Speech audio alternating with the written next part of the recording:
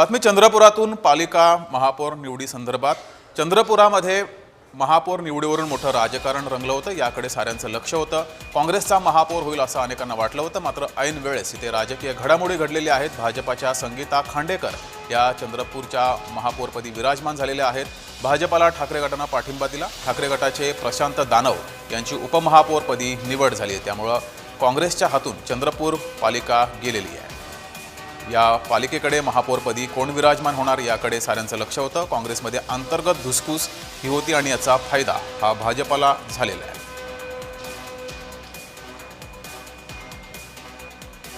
संधी दिली या यशाचे श्रेय आमचे सुधीर भाऊ, किशोर भाऊ आणि हंसराज भैया यांना सुद्धा देत, तसेच आमचे उबाट्याचे संदीप भाऊ गिरे यांना सुद्धा देते।